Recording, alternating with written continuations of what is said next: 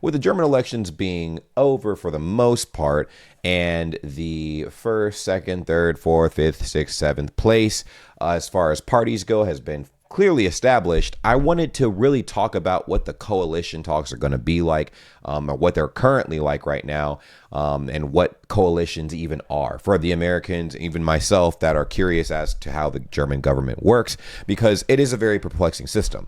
Obviously, the American government is bipartisan, so obviously we have two parties, Democrats, Republicans, and that is pretty much it. Yes, you can vote for other parties and stuff like that. Do they have a shot at winning? Absolutely not. Absolutely not. It's just Democrats, Republicans. So when we hear that a party wins in Germany for an election, we think that that's it. That's where the election absolutely ends, but that's not actually the case. And I wanted to dive into how does the voting system actually work? What is currently happening as far as coalition talks goes? If you guys feel comfortable talking about who you guys voted for and why, please let me know in the comments down below. I believe the CDU was the first place, AFD was second, and then SPD, I believe, was third. But I made a video with the polling numbers and stuff like that. My memory is pretty bad. I made that video a few days ago, but today we're gonna get straight into this. If you guys like what you see here, make sure you subscribe, turn your post notifications, and all that good stuff. Let's go ahead and get into this thing and see exactly what we're working with. So this right here says, how does the vote work? Elections to the Bundestag, Germany's federal parliament, take place every 4 years. Over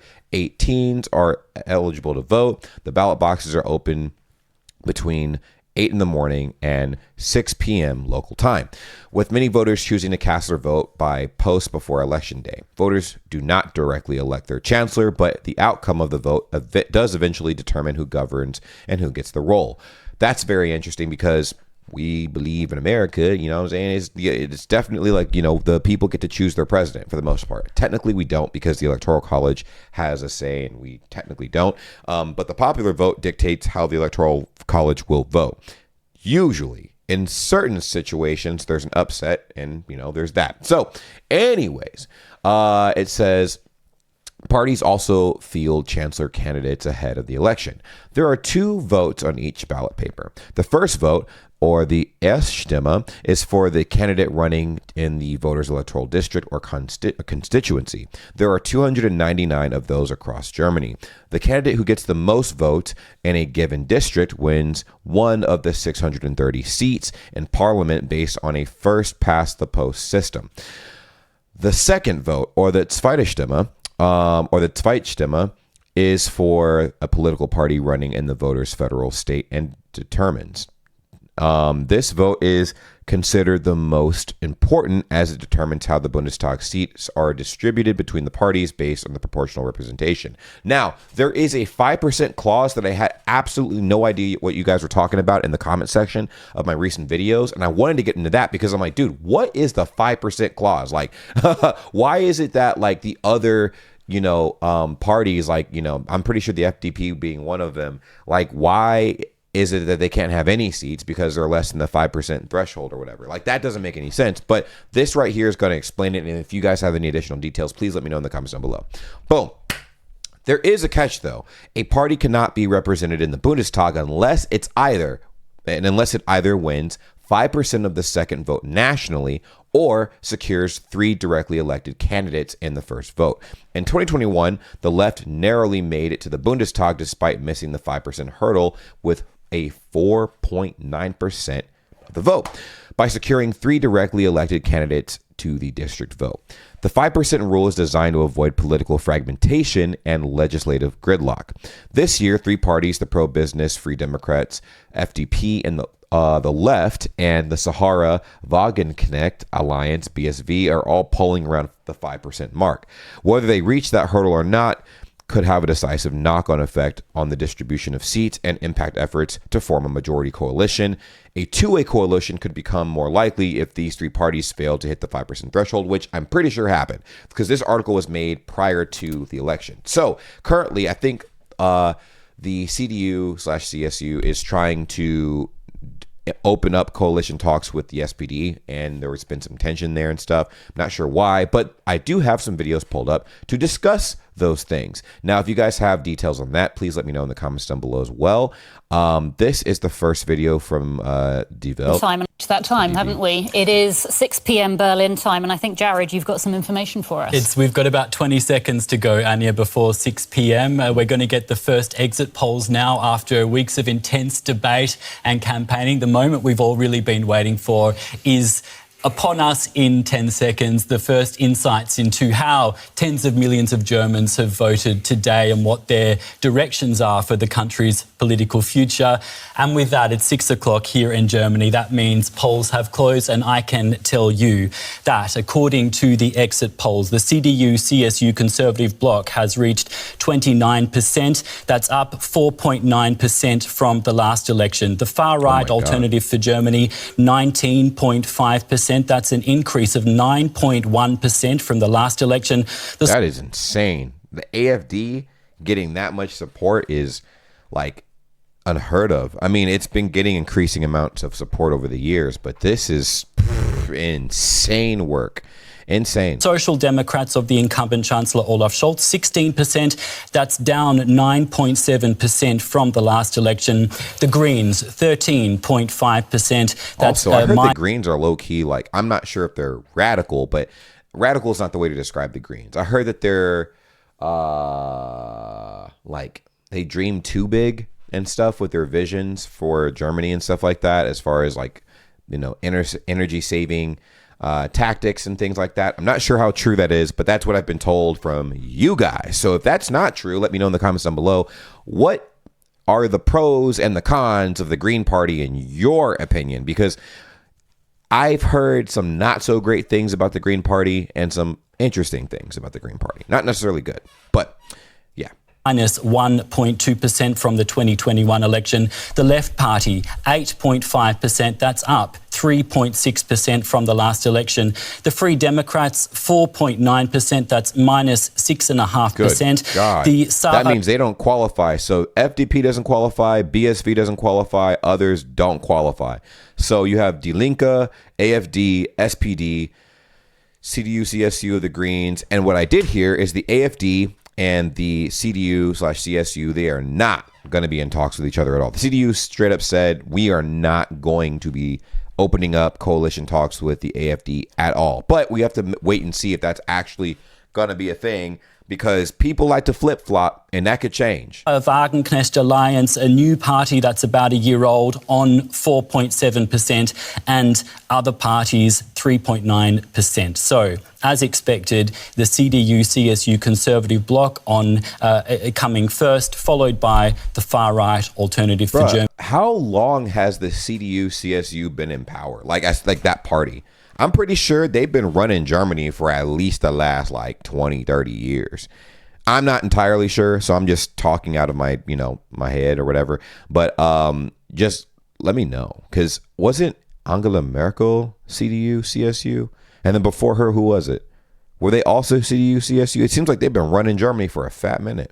Germany, then the Social Democrats and the Greens. These are exit poll numbers. We will be getting more projections later on through the evening, so that does mean that these figures may change as the evening develops, but these are... So this is obviously an older video, so you already know what the current state of affairs is.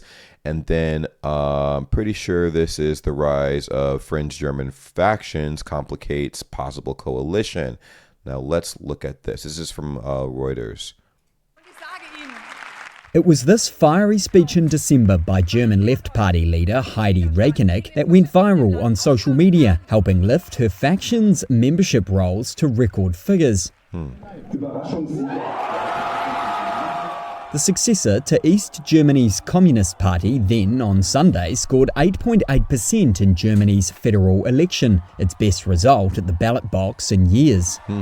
Its resurgence, as well as a historic 20.8% result for the far-right Alternative for Germany, demonstrates growing support for the extremes. That polarization comes as the outlook for Europe's largest economy is darkening, and the arrival of millions of migrants divides the society. Yeah. That I've heard time and time again has been one of the leading issues in Germany, is the Germany taking on a lot of the asylum seekers and stuff. Obviously, people are fleeing fleeing war-torn countries and piling into Germany. And it's not the fact that Germany doesn't want to take on any asylum people. It's just that I think that Germany's taken on probably the most out of all the other European countries, which also begs the question why other European countries aren't taking in their fair share of people who are also trying to seek help as well, and kind of putting the whole burden on Germany. Because at the end of the day, like you are taking in a lot of people that you have to take care of. So it does become kind of a burden if you have to use money to take care of all those people, which you obviously do. So it's a lot. It causes a lot of problems and complicates things and whatnot. So I do see what the frustration is as far as that goes. I don't think that anybody needs to be mistreated because of that, but I do understand the frustration with the people. It's like, bro, like, can we please do this in a better way?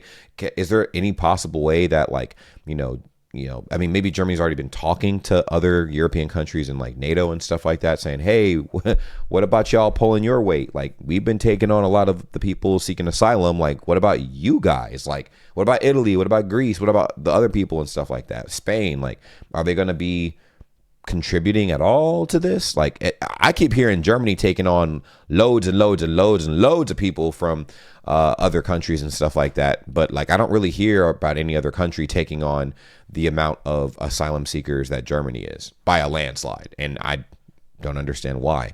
Please let me know in the comments down below.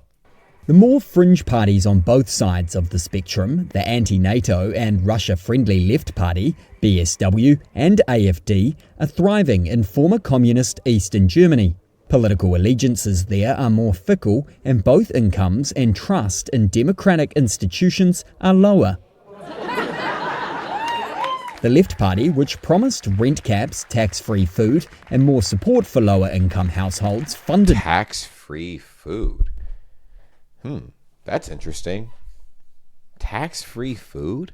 I mean, you guys have value-added tax, so I mean, yeah, I guess food would be cheaper. Right now in Germany, do you think the cost of food is expensive? In your opinion? I thought the prices are pretty reasonable compared to what they are in America right now. America, they are diabolical, but maybe the prices are pretty bad in Germany as well. The last time I was in Germany was like, basically a few months ago. And it was great. The price point was great to me, at least, but I'm not sure if that's because I have a skewed perspective, coming from America where everything is very expensive, or maybe things are decent food-wise, at least in Germany. By the wealthy was the most popular among Germans under 30.